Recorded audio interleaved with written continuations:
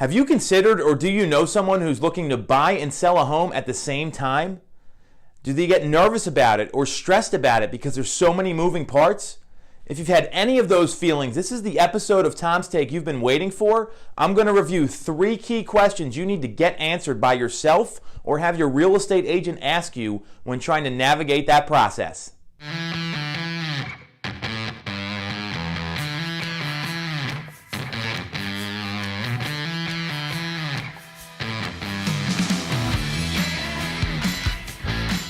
Welcome to Tom's Take. I'm Tom Toole. Very relevant episode today. We're going to go over the 3 things to consider or the 3 key questions to ask yourself before you try to buy and sell a home at the same time. Because there's a lot of moving parts. It's stressful. It's nerve-wracking. And if you don't know what you're getting into and don't know the answers to these and how to navigate the process, it's going to make it far more stressful than it needs to be. So let's look at the questions here. And to give some perspective before I get into them, buying and selling a home, there's going to be a lot of things involved. And these questions are going to tell you by their answers the right way for you to approach that process. So number 1 is, what's your plan B? And when I say that, you need to think of backup plans here. If you need to sell your home before you buy, what if you can't find the right new home? What's the next move going to be? Are you going to move in with a relative? Get a short-term rental? Go to a second property that you own to live for a few weeks? These are the things you need to start asking. And if you find a home you want and you need to sell to buy and you can't get a contingency offered accepted, what's your backup plan at that point?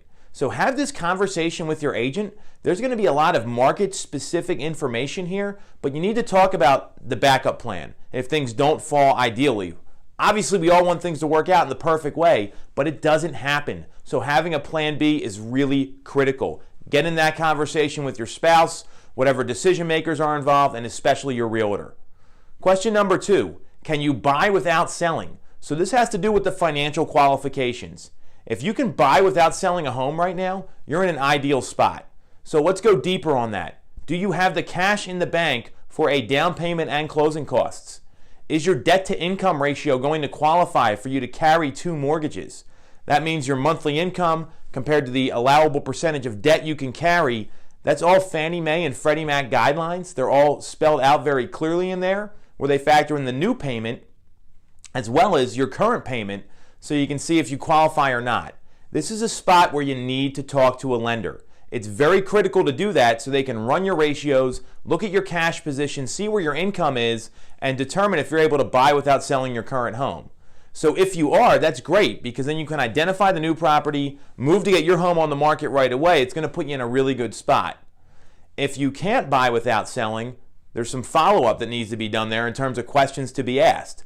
Number 1 is, are you going to sell your home first, then go buy a new home? And then that takes you to the plan B, where what are you going to do if you can't find that new property?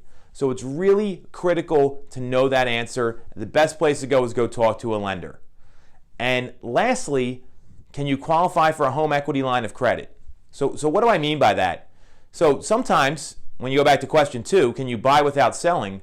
You can qualify for the payment and carrying your new payment with your existing payment, but you don't have the cash on hand. It's all tied up in your home. It's in your equity. It's not in the bank and accessible. So what might make the most sense is tapping a home equity line of credit, float the money for a month or 2, go find the new home, acquire that, then sell your home right away and pay off that home equity line. Again, these are questions to talk to your lender and your banker about. Whoever you're going to go to, financial advisor, get qualified advice.